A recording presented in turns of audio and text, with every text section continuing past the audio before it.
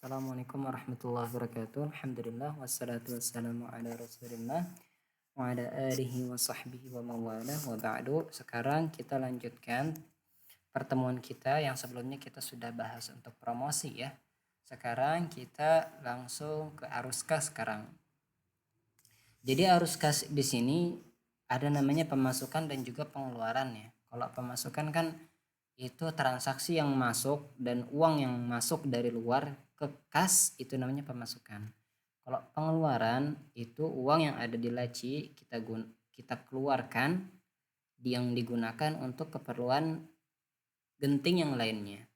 Tentu saja yang menjadi fokus nanti adalah pengeluaran, karena pengeluaran ini ya penting ya, karena mengeluarkan duit dan itu dari laci begitu ya. Beda halnya kalau misalnya pengeluaran ini di luar dari laci begitu, maka ini tentu tidak usah dicatat di sistem begitu. Yang dicatat di sistem itu uang yang diambil dari laci begitu ya, yang digunakan entah itu untuk gaji misalnya atau untuk listrik dan seterusnya begitu ya. Ini pengeluaran dari arus kas ya. Kita coba saja langsung, dan ini pemasukan yang sudah tercatat ya, karena di sini kategorinya penjualan, jadi berasal dari transaksi ya, dan tentu saja pemasukan juga dari pembayaran hutang. Jadi di sini dilihat deskripsinya dari pelanggannya Samsuri cicilan pertama. Jadi orang-orang yang membayarkan hutangnya itu juga akan masuk ke pemasukan, karena sebenarnya itu uang kas begitu ya. Jadi masuknya ya kembali ke kas begitu. Untuk pengeluaran pasti nol, tidak ada karena kita belum membuat untuk pengeluaran. Bisa juga kita akan coba untuk pemasukan terlebih dahulu. Bisa jadi misalnya ada orang baik yang tiba-tiba dia ngasih uang begitu. Misalnya kita tambah transaksi pemasukan ya. Kategorinya ya lainnya berarti karena ya tidak ada yang termasuk ya, masa dari penjualan bisa juga ya. Tapi kita coba lainnya aja ya. Kategori lain bisa Anda tambah di sini, silahkan. Kemudian tanggalnya berapa, tanggal sekarang, kemudian jumlahnya misalnya 100. Deskripsinya apa misalnya? Orang baik ngasih duit 100. Nama penerimanya berarti orang yang menerima misalnya Abdullah, orang kasir misalnya. Bukan, berarti ini kan bisa juga sih ya, tapi kan ini supervisor dia masuknya. Berarti supervisor siapa? Misalnya siapa namanya? Sulaiman deh. Misalnya Sulaiman nama supervisor ya, karena dia tidak bisa masuk ke arus kas kecuali supervisor ya. Jadi tentu orang yang kasir, karyawan itu tidak bisa masuk ke sini ranahnya begitu. Jadi disimpan begitu. Jadi kalau misalnya Anda lihat nanti untuk pemasukannya di sini ya. Pemasukannya itu lainnya di sini 100, orang baik di sini. Jadi otomatis dia ada pemasukan di sini masuk ya. Sekarang kita coba pengeluaran ya. Tambah misalnya kita untuk bayar listrik tanggalnya segini, jumlahnya misalnya 1000 untuk bayar listrik. Deskripsinya udah cukup listrik ini ya. Nama penerimanya kita bayar listrik ke siapa? Misalnya ke Sarah misalnya. Maka kita simpan. Kita bayar listrik. Di sini nanti kita bisa cetak ya. Kita bisa cetak di sini. Dibayarkan kepada Sarah untuk keperluan listrik di sini ya. Bukti pembayaran di sini ya. Bisa paham ya insyaallah ya. Jadi di sini kita tidak perlu nulis-nulis lagi begitu. Intinya di sini sudah tercatat dengan rapih ya. Bahkan kalau untuk yang transaksi pun begitu ya. Oh iya, saya agak lupa untuk menjelaskan untuk laporan ya sebelumnya ya. Jadi di sini laporan ini yang di laporan ya, yang di laporan itu Anda bisa mengetahui transaksi-transaksi yang sudah dilakukan sebelumnya. Misalnya ini untuk melihat transaksi yang sebelumnya. Nah, kemudian kalau misalnya Anda ingin menambah, saya lupa ini tambahan penting banget ini ya. Kalau misalnya Anda ingin menambahkan kwitansi yang memang belum masuk begitu. Misalnya ada barang yang belum Anda masukkan ke sistem, tapi Anda ingin yang sudah ada kwitansinya itu Anda masukkan ke dalam sistem begitu. Paham ya? Jadi produknya belum Anda masukkan, otomatis kan bukan dari sistem belanjanya. Tapi udah terbeli dengan kwitansi manual. Tinggal Anda bisa masukkan di sini input manual ya. Jadi di sini tinggal Anda masukkan saja tanggalnya berapa, waktunya jam berapa, kemudian total nominalnya, total beli ya, total nominalnya. Kemudian harganya berapa ya, harga jualnya. Kalau misalnya Anda beli 100, terus 100 ini jualnya 200 misalnya. Ini bisa tinggal tulis sini. Kemudian metode pembayarannya bisa tunai, bisa kredit. Catatannya di sini Anda tambahkan untuk pembelian apa begitu. Kemudian Anda simpan. Paham ya? Ini untuk kwitansi barang yang memang di luar sistem begitu, yang belum tercatat. Terus kemudian apabila Anda ingin mengembalikan, misalnya contohnya begini. Saya ingin pelanggan Samsuri, di sini 1000 ya. 1000 di sini biskuit ya. Saya ingin mengembalikan 1 biskuit. Saya sudah beli 2. Kita coba aja baru ya. Mohon maaf, ini kita kembali ke laporan karena ada yang lupa saya. Kebetulan saya ingat di sini. Jadi misalnya saya beli Indomie, 2 buah Indomie ya. Kita bayar ya. Samsuri nih. Kita bayar 2000. Kita sudah selesai, ada dua Indomie ya. Jadi kalau kita lihat laporannya, transaksinya di sini, ini Samsuri 1400. Misalnya dia berubah pikiran, dia ingin mengembalikan produknya. Bagaimana caranya? Di sini ya. Di sini. Dia ingin beli 1 aja nggak jadi. Nggak jadi beli 2. Berarti nanti kita kembalikan 1 produk. Kalau misalnya 2 pun nggak apa-apa dua-duanya. Misalnya pengen dikembalikan dua-duanya nggak jadi. Berarti langsung tekan 2. Ini mengembalikan seluruh biayanya begitu ya. Yang sudah masuk di laci dikembalikan begitu. Itu bisa ya. Misalnya saya hanya ingin 1 produk. Jadi dia hanya beli 1 produk gitu. Kita tinggal dikonfirmasi. Konfirmasi pengembalian, apakah Anda yakin pengembalian sistem yang dipilih sebesar 700? Jawabannya iya. Tapi tentu harus difahami bahwa laporan ini hanya bisa diakses sebelumnya untuk admin atau supervisor. Untuk kasir itu tidak bisa mengakses ya. Karena ini berkaitan dengan keuangan, maka ini tidak ada kewenangan untuk kasir mengembalikan uangnya. Jadi yang sudah dikembalikan itu ada minus 700, yang sebelumnya masuk 1400 dikurangi 700. Jadi sini ada kwitansi yang baru ya. Kalau misalnya kita lihat cetak struknya, di sini nanti akan ada minus 700, minus 1 pack di sini. Bisa difahami ya. Jadi ini untuk pengembalian di sini ya. Kalau misalnya ingin cetak struk ya tentu di sini langsung bisa ya. Terus kemudian kalau misalnya pengen Anda edit juga di sini karena tanggalnya begitu, dan kemudian metode pembayarannya berubah jadi kredit misalnya, bisa juga, silahkan diubah ya. Misalnya sebelumnya tunai berubah jadi kredit, jadi ngutang, bisa ya, silahkan. Begitu ya. Itu mohon maaf itu balik sedikit untuk laporan karena penting ya pahamnya untuk mengembalikan barang ini ya, belum saya jelaskan sebelumnya, mohon maaf.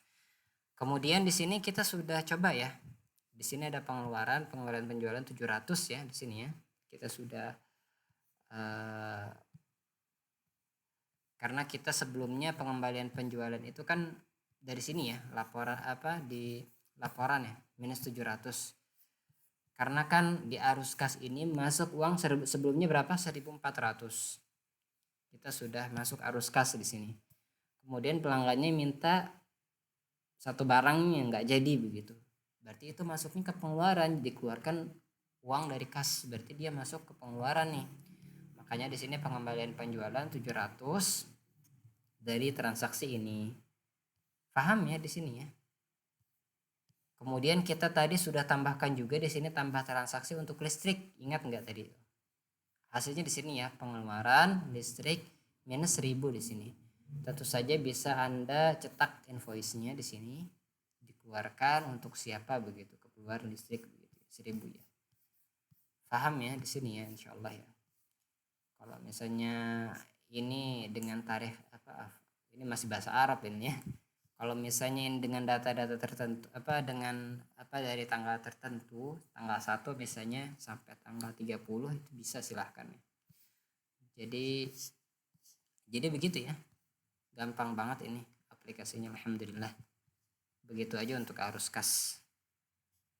Kemudian ada fitur keanggotaan ya. Ada fitur keanggotaan. Oke, saya lihat baterainya dulu tinggal berapa nih. Tinggal 25, masih ada bisa ya. Kita ke fitur keanggotaan. Sebelumnya kan saya sudah sudah jelaskan sebelumnya bagaimana cara transaksi di sini, dan memang di sini ada orang yang terdaftar di fitur keanggotaan begitu. Sekarang kita pengen mengatur nih. Karena di sini jadi aneh, karena di sini poinnya jadi 2900, ini kenapa nih begitu? Dari mana poin 2900-nya? Jawabannya di sini ada namanya pengaturan keanggotaan. Pengaturan keanggotaan ini saya membaginya menjadi 3. Pertama ada bronze, ini silver, dan juga gold. Untuk baru orang-orang yang bergabung itu masuknya dia di bronze-nya, di bronze. Kemudian kalau misalnya dia pengen ke silver itu mengumpulkan 500 poin. Dan tentu bisa Anda ubah ya, misalnya jadi 100 aja begitu. Gak usah banyak-banyak. Ini misalnya jadi 1000 aja misalnya. Jadi bisa ya, tinggal di save aja di sini. Nah, sekarang di sini poin per mata uang. Sekarang coba contoh rasionya kita bagaimana poin dihitung. Kalau misalnya Anda buat di sini 1, setiap belanja 1 rial itu dikasih 1 poin. Kalau misalnya 0,01 setiap belanja 100 rial berarti 1 poin. Jadi intinya kalau misalnya Anda dirupiahkan itu berapa gitu. Coba Anda pikir. Misalnya kalau dirupiahkan agak kursnya rendah ya. Berarti misalnya kalau saya coba setiap transaksi 10.000 misalnya, atau misalnya anggap aja kursnya lagi kuat gitu ya. Misalnya setiap saya 100 berapa 100 ya, atau 0 berarti ya, 0,001. Setiap belanja 100 rial misalnya berarti ini 100 rupiah, berarti itu sama dengan 1 poin. Paham ya logikanya bagaimana ya? Kalau misalnya di sini 0,001 berarti setiap 1000 rupiah berarti 1 poin. Setiap 1000 berarti. Paham ya? Kalau misalnya di sini 0,01 berarti setiap 100 rupiah berarti 1 poin. Paham ya? Kita coba simpan ya. Kemudian kita coba kelola hadiah di sini. Kelola hadiah. Hadiahnya apa sih kalau kita mau tukarkan poin? Kita coba hadiah baru. Misalnya saya pengen hadiahnya hadiah Indomie 1 buah. Nama hadiahnya poin plus misalnya. Poin plus. Hadiahnya misalnya Indomie misalnya. Atau apapun itu ya, poin plus nama dia hadiahnya. Jenis diskon ini bisa persentase ya. Jadi persentase ini pakai persen, misalnya 5% atau berapa. Kalau nominal tetap itu pakai uang ya. Pakai uang. Jadi setiap dia punya poin 100 atau bisa Anda ubah misalnya poinnya menjadi 50 saja misalnya. Maka dia dapat diskon berapa rupiah gitu. Tapi biasanya saya pengen pakai produk gratis aja begitu. Kalau misalnya dia sudah 50 poin, bisa produknya gratis, jumlahnya 1. Misalnya dapat mie sedap 1 buah. Setiap ada 50 poin. Jadi gratis 1 mie sedap. Kita coba ya. misalnya ini poinnya 50 nih, kita simpan saja. Kita sudah coba ini 50 poin. Sekarang keanggotaannya ya. Ini dia poin 2900. Kita hilangkan dulu ini ya. Kita coba hilangkan afwan. Misalnya dia daftar anggota baru namanya Samsuri ya. Kita simpan ya. 0 poin ya. Sebelumnya sudah kita atur di sini bahwa 100 rupiah itu 1 poin. Kita coba ya. Samsuri 0 poin.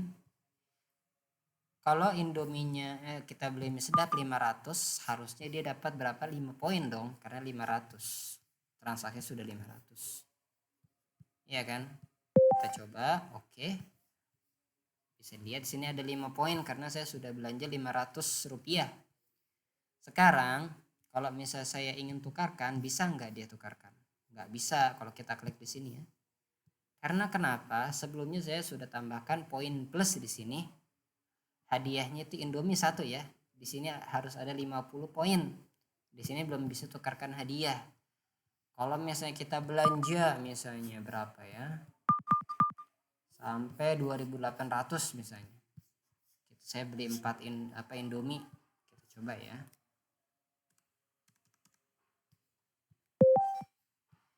Berarti otomatis dia mempunyai 33 poin, masih kurang juga. Kita coba beli lagi, Indomie lagi.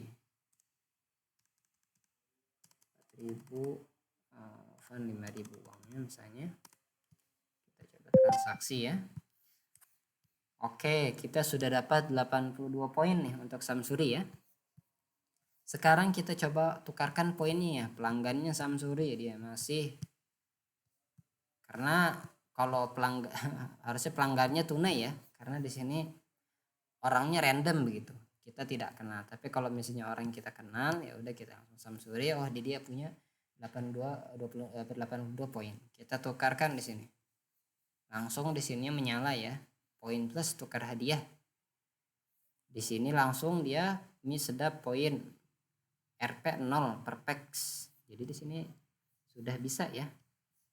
Kita lihat di sini kan sebelumnya 82 poin punya Samsuri, maka di sini kalau kita bayarkan, di sini langsung muncul keterangannya penukaran poin mie sedap. Ini langsung kita konfirmasi karena dia 0 rupiah, kita konfirmasi. Oke. Anda lihat di sini langsung berkurang poinnya menjadi 32 poin ya, yang sebelumnya 82 poin menjadi 32 poin karena dikurangi 50 poin. Begitu ya untuk masalah keanggotaan ini ya. Jadi untuk masalah pengaturan keanggotaan dan kelola hadiahnya bisa Anda lihat di sini, dan tentu saja bisa Anda hapus. Kalau misalnya mau ditambahkan, tentu saja daftar anggota baru di sini, dan jangan lupa untuk ditambahkan ke pelanggan dulu. Jangan lupa di sininya ditambah anggota baru, bisa juga lewat Excel yang sebelumnya saya jelaskan, baru dia bisa ditambahkan keanggotaan baru.